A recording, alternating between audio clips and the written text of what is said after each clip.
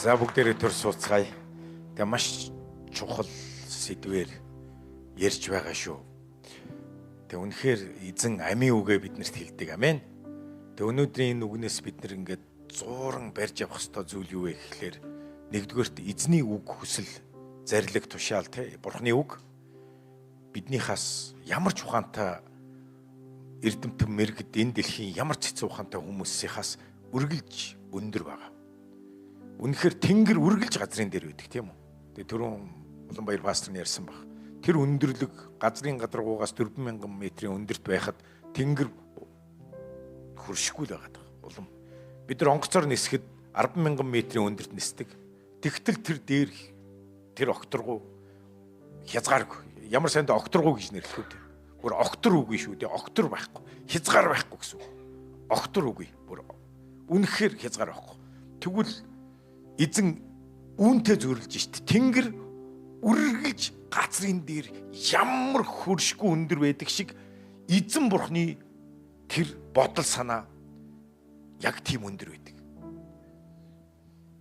Тийм учраас бид нар хичнээн та IQ сайтай ухаалаг амьдралын туршлагатай байсан ч энэ Бурхны үг сургаалыг дагахгүй бол бид газрын харал амьдрах бол үндэ бол бид нар тэр альпийн тэр өндөр уулс дээр гарсан ч тэнгэрт бол өчүүхэн ч ойртохгүй байгаа байхгүй. 100000 метрийн өндөрд ниссэн ч тэр окторгууд бид нар бол үнэхээр жижиг.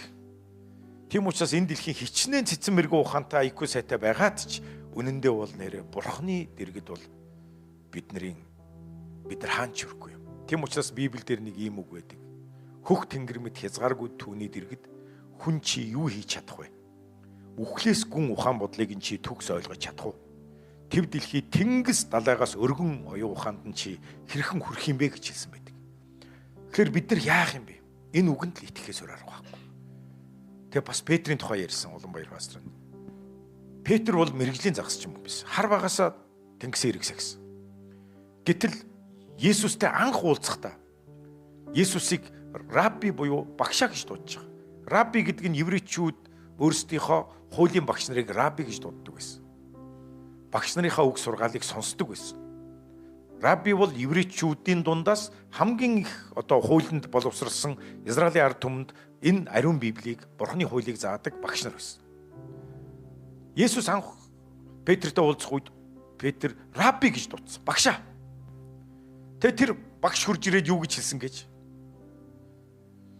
Тэнгисийн голд тороо хийчих гэж хэлсэн.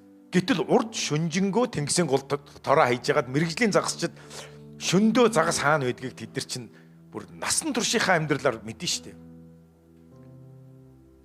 Тэгтэл яаж байгаа вэ гэхээр өдөр нь нар аль хэдийн мандцсан байхад тэнгисийн голд тороо хийчих гэж байгаа штэ. Хүний ухаанаар тэр насаараа тэнгисийн хөвөө сагсан мэрэгжлийн загасчин хүний туршлагаарч баг байгалийн хуулиарч хизээч тэнгисийн тэр голд загас байхгүй. Түрүүн Улаанбаяр пастор хэлсэн тийм. Шөндөө загас тэнгисийн гол руу усны гүн рүү цуглараад нар мандах үед тардаг баг. Тийм учраас Петрийн хувьд бол ямар ч боломжгүй зүйл ярьж байгаа байхгүй. Гэхдээ Петр яасан гэж тэр Раббиг, тэр багшийг хүндлээд бид уг нь яг энийг хийсэн. Тэгтээ танихаар л болъё гэж байгаа.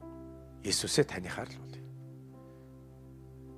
Хүний ухаанаар бол тийшээ очиод хэрэггүй гэсэн боловч тэр хүн энийг дуулуур гэж хэлж байгаа юм. Бидний бодол санаанд ингээ заримдаа эзний үг сургаалыг дагах гэхлээр бидний туршлага боломжгүй гэж хэлдэг Яах энийг хийгээ яах юм? Бүтэхгүй шүү дээ. Наад зах нь уучлал гинэ. Яаж уучлах юм? Боломжгүй шүү дээ. Энийг уучлж яах юм? Эсвэл энд өгч яах юм? Бас бүтэхгүй шүү дээ гэл. Үргэлж сөрөг зүйл бидэнд ирдэг. Тэгтэл Петр яасан гэж? Рабби Есүсээ танихаар л болъё гэж байгаа. Энийг дуулуур гэж хэлж байгаа. Энэ бол Христэд итгэгч, дагалдагч хүний чухал. Хэрвээ Есүс хэлж байгаа бол түүний бодол санаа хүмүүсийнхээс агуу юм. тэнгэр үргэлж газрын дээр байдаг шиг. Миний бодол, миний зам хүмүүсийнхаас илүү өндөр. Хүний туршлага, шинжлэх ухаан, байгалийн хууль, энэ бүх зүйлээр, физикийн хууль, энэ бүх зүйлээр ямар ч боломжгүй зүйл. Гэхдээ Есүс хэлсэн бол таны харуул. Тэгэд хийсэн чи юу боллоо? Санаанд ороогүй зүйл болсон. Яг тэр үед одоо бүгдээрээ хамтдаа эхлээд 2 эсгээс хараад Лук сая хэдгээр бүлгээс ярьж байлаа. Лук номны 5 дугаар бүлгийн 5-ыг нь хардаа. Энд Есүстэй Петр анх удаа уулзж байгаа. Лук 5-ын 5-ыг энд гаргаад өгөөрэй.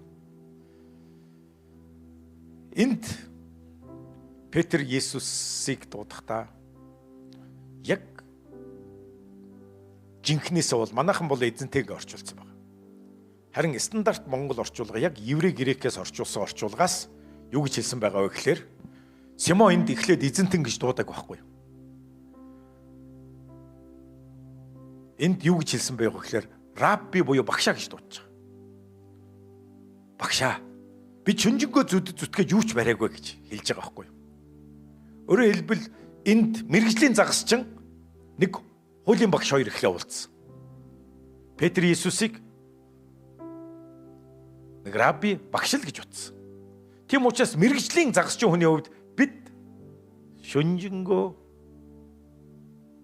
мэрэгжлийн загасчид өөрсдийнхөө туршлагаараа бид бүгдийг хийсэн боломжгүй гэсэн утгаар ярьж байгаа.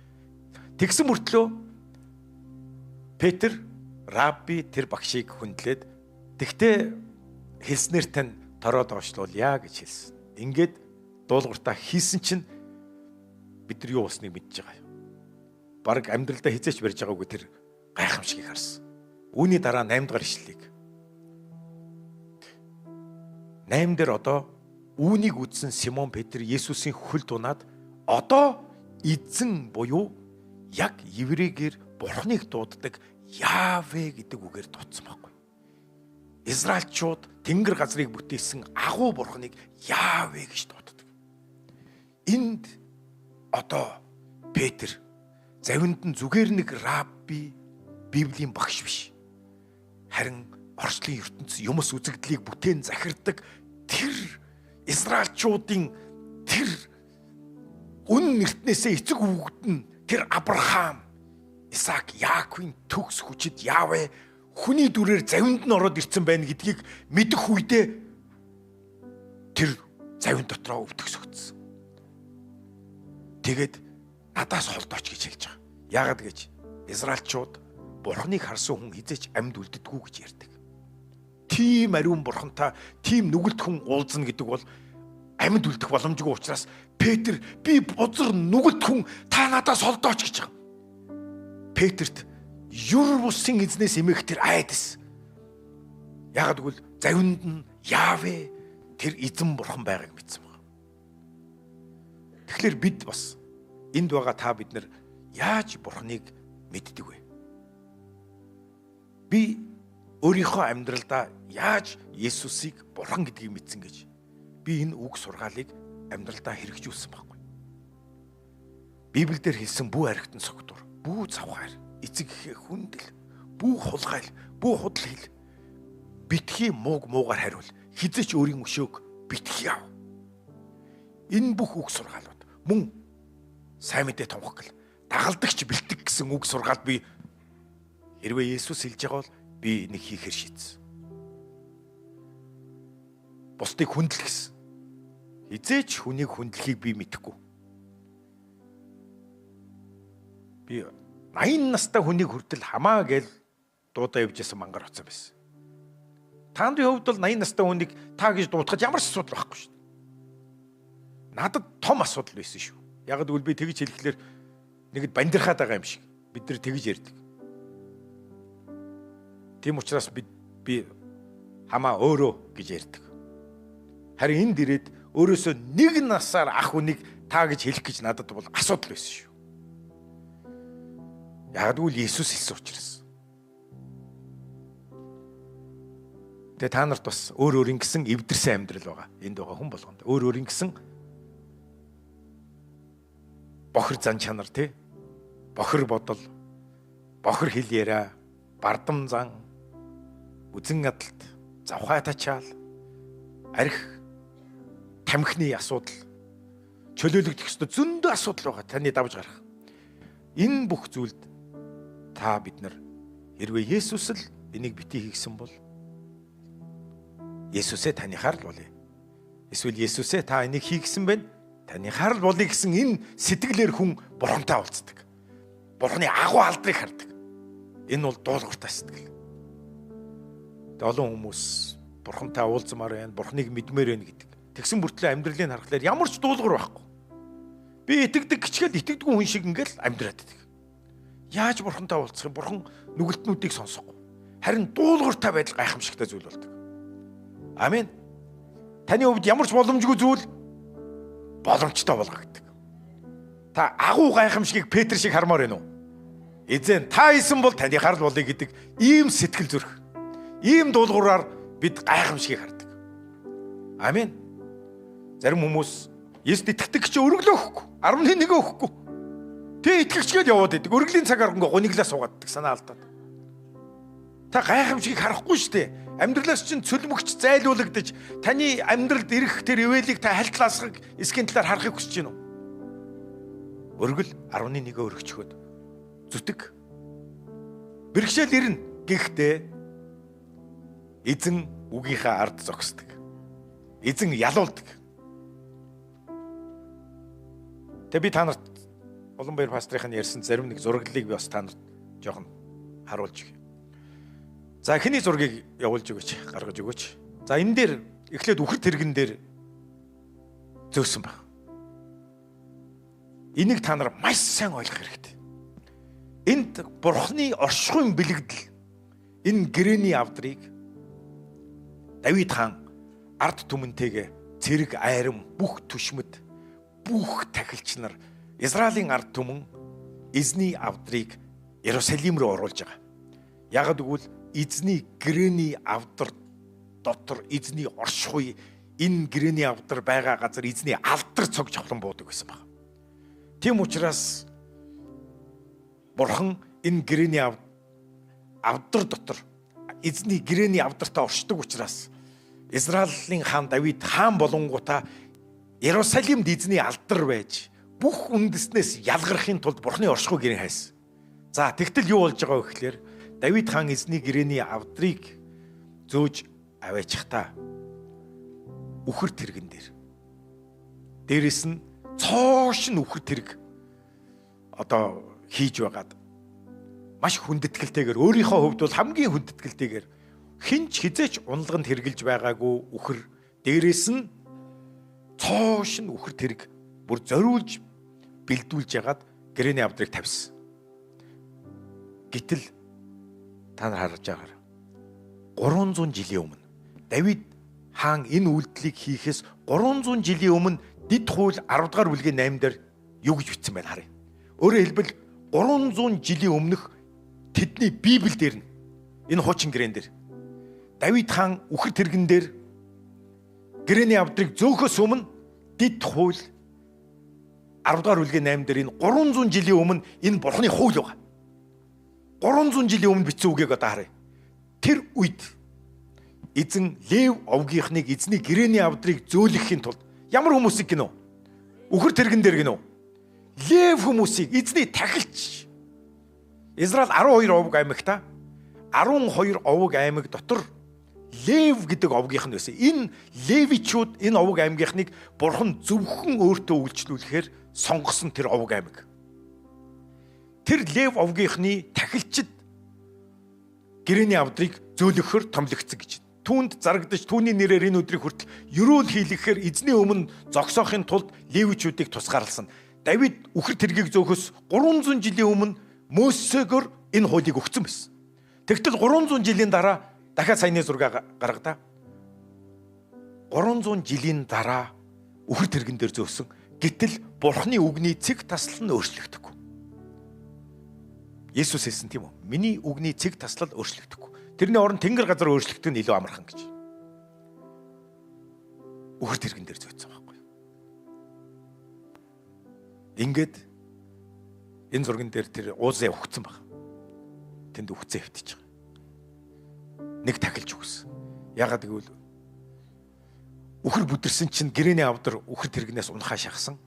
Тэгээд Бурхны алдрын оршихуй болсон энэ гэрээний авдарт Узя унгаахгүй тул төссөн чи үхсэн. Ягаад гэвэл та санаж гин үү? Бурхны харсан хүн амьд үлддэг. Ягаад гэвэл Бурхан ариун учраас. Туулийн ариун учраас ямар ч нүгэлт хүн Бурхны оршихуйд амьд зогсож чадахгүй. Гэтэл Бурхны оршихуй алдар цог жавхлангийн оршихуй байдаг гэрээний авдарт нүгэлт хүн хүрчиж байгаа байхгүй. Тэгвэл одоо харъя. Петр яагаад надаас солдооч би нүгэлт хүн гэсэн бэ гэхээр нөгөө Яавэ эзэн завинд нь байсан байхгүй. Харин шин гэрээн дээр би та нарт хэлье. Бид Есүсийн цуснаас болж загалмай дээр бидний төлөө урсгасан энэ ариун цуснаас болж бидний нүгэл уучлагдаж одоо гэрээний авдар дээр бууж ирдэг байсан оршихуй өнөөдөр бидний дотор байдаг. Бидний дунд байдаг. Бид өвдгүү. Яг тэгвэл Есүсээс болж бид Бурхны дуу хоолойг сонсдог. Бид Бурхны үзэгдлүүдийг хардаг. Заримдаа бид маш бодтойгоор Бурхны ариун сүнс бидний дотор орж ирж биднийг дүүргэж тэр байтугай бид хэлээр ярьдаг. Бурхны сүнсээр дүүрээд яага өхгүй байгаа юм бэ гэхээр Есүсийн загалмайн тусаар бидний нүгэл уучлагдсан учраас. Харин хуучин гэрээнд бол ийм байгаагүй. Харин дэд туйл дараагийн зургийг харъя.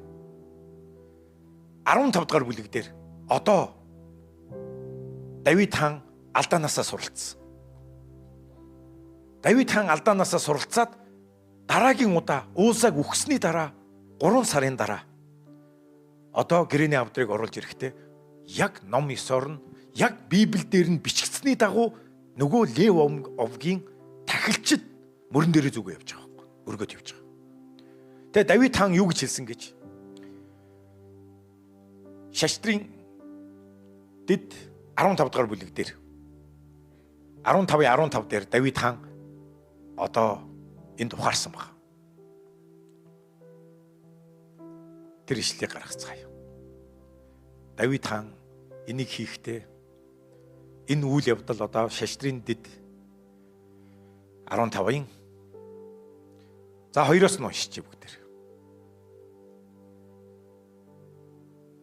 За доош өгүүлэгдээ. Нэгдүгээр Шаштрын дэд Шаштрын дэд 15. За одоо харж гинөө. Тэгээд Давид Узаг үхсний дараа 3 сарын дараа тэгээд Давид Бурхны авдрыг Левичүүдээс өөр хинч өргөж зөөж болохгүй. Учир нь Бурхны авдрыг зөөлгөж өөртөө үрд мөнхөд үйлчлүүлэхээр эзэн тэднийг сонгосон билээ. Харж гинөө. Тэгтэл 13 дугаар бүлэг дээр 3 сарын өмнө үхэр тэрэгэн дээр тавьчихсан. Гэтэл одоо 15 дугаар бүлэг дээр Давид ийм зүйл ярьж байна. Яагаад гэвэл Давид бүтлгүүтлийнхаа дараа юун дээр алдчихв гэдгээ Библиэс хайсан баг. Яагаад Бурхан надад оруулчихв? Яагаад? Би уг нь халуун сэтгэлээр хандсан шүү дээ. Би үнэхээр өмнөх хаан Саулын үед хизээч гэрээний авдрыг хайгаагүй. Эзний оршихуйг хайгаагүй шүү дээ. Би ямар их хайраараа, ямар үнэн сэтгэлээр, халуун сэтгэлээр эзэн минь би таныг л хайсан шүү дээ гэж уйлаад гойсон баг. Заримдаа та нар тэгж үзсэн үү? Эзэн би танд хайртай л байсан шүү дээ. Би танд өргөсөн шүү дээ. Би танд ингэсэн шүү дээ. Яагаад надад ингэж хандж байгаа юм гэ заримдаа бид нар гомдмоор идэг. Яагаад гэж заримдаа бид нар Бурханаас үнэхээр Давидчийг асуугаад ирвэл заримдаа бид нар маш олон зүйл дээр Библи зөрчсөн байдаг. Бид бусдыг зүрх сэтгэлээсээ уучлал гэсний дагуу уучлаагүй хормог төлөвлөөл бодоол явсан байдаг. Бид Бурханд хайртай гэлээсээ үнэхээр бүхнээ зориулж ийн гэж явж исэн мөртлөө зав хайрцсан явж идэг. Бид маш олон тохиолдолд энэ үгнээсээ зөрчсөн явж идэг. Энэ үг бүгдийг шүүдэг. Энэ үг. Давид хаан асуудал олж харсан. Библийг уншиж чад. Тэгээ Давид хаан одоо хэлж шít. Зөвхөн левичүүд тахилчдын мөрөн дээр л байх ёстой зүйлийг бид зөв ёсоор хайсангүй. Тэгээ дахин өргөжлүүлээд бүгдээрээ тэр хэсгийг харъя. Одоо Давид хаан яг одоо Библийн дагуу ярьж байна. Тэгээ эндээс нэг зүйлийг би та нарт хэлье. Хичнээн та халуун сэтгэлтэй байсан ч Бурхны үг зөрчигдвэл үнэхээр хамраараа шороо мөргөж уннаа. Үнэхээр аимшигтай үхэл ирэх болно. Үргэлжлүүлээд 3-ыг уншия. Давид өөрийн бэлтгэсэн газарт эзний авдрыг авчруулахаар бүх Израилийг Иерусалимд одоо суглуулж байна. За Аароны хүүгүүд болон Левичүүдийг Давид хамттан суглуулжээ. За үргэлжлүүлэн гаргаад гараа. Кохатын хүүгүүдээс захирагч Уриэл болон түүний ах дүүс болох 120 хүн. Мерарын хүүгүүдээс захирагч Асая болон түүний ах дүүс болох 220 хүн. За Гершомын хүүгүүдээс гээд. За бүгдээр 10 хүртэл явчих. За Узиэлийн хүүгүүдээс захирагч Аминадаб болон түүний ах дүүс болох 112 хүн байв. 11-ийг харъя. Давид тахилч Задок, Абиатар нар болон Левичүүд Уриэл, Асая, Йоэл, Шимая, Илиэл, Аминадаб нарыг дуудан. За одоо Давид юу гэж хэлж байна? Тэдэнд та нар Левичүүдийн эцгийн бүлүүдийн тэргүүнүүд үлээ. Одоо Левичүүдэд хандж байгаа биз? Гэрээний авдрыг зөөх ёстой. Тэр хүмүүсийг бүгдийг дуудсан. Одоо тэгээд тэдэнд хэлж байна. Израилийн бурхан эзний авдрыг миний түн зориулан бэлтгэсэн газарт авч ирэхийн тулд өөрсдийгөө болон ах дүүсээ одоо ариусгаа гэж. Одоо яг Библийнхаа дагуу явж эхэлж байна. 13-ыг. Эхний удаа, за одоо нэг алдаагаа ярьж байна. Эхний удаа та нар үүнийг үүрээгүй учраас бидний эсрэг бурхан дүрсхийн уралсан юм а гэж.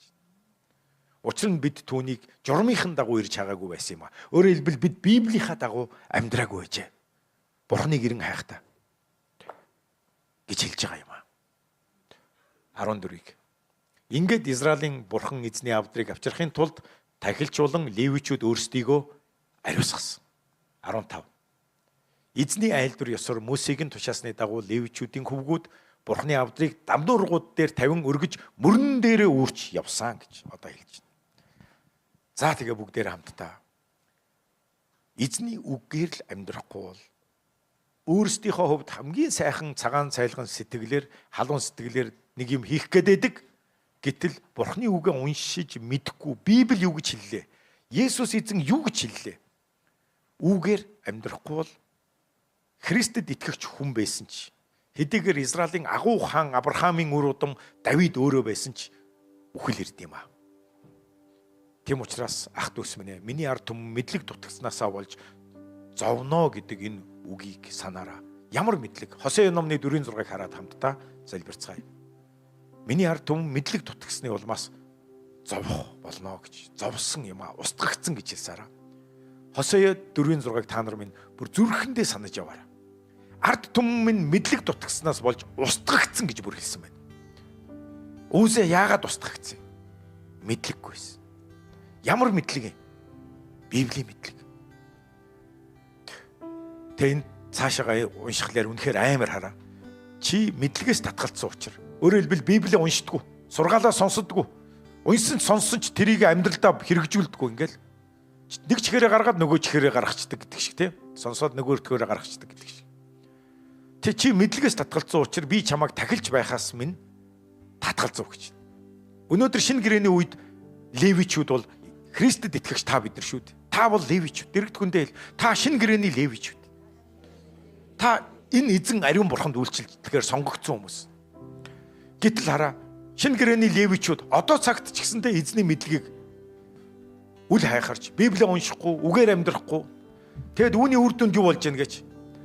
Нэгдүгээрт би чамаас татгалзна гэж. Чи миний тахилж байхаас би татгалзна. Би чамайг хэрэглэхгүй гэж. Би чамайг сүнсээрээ дүүрэхгүй. Тэгээ чи бурхныхаа хуулийг мартсан болохоор бас дараагийн зүйл юу гэж би бас чиний хүүхдүүдийг мартах болно гэж хэлж. Аимшигтай байгаа. Миний бас өнөөдөр Есүсийг дагаж байгаа нэгэн маш чухал шалтгаан бол миний үр хүүхдүүдийг эзэн бити мартаасаа гэж би хүсдэг. Бид зөвхөн өөрсдийнхөө төлөө Есүсийг дагдаг, үр удмынхаа төлөө Есүсийг дагдаг. Хамтдаа залбирцгаая. Хамтдаа гимшиж эргэж сэрцгээе. Ах дүүс минь сэрээр ах дүүс минь. Сэрхтү. Сүнс чинь сэргэг байх болтугай.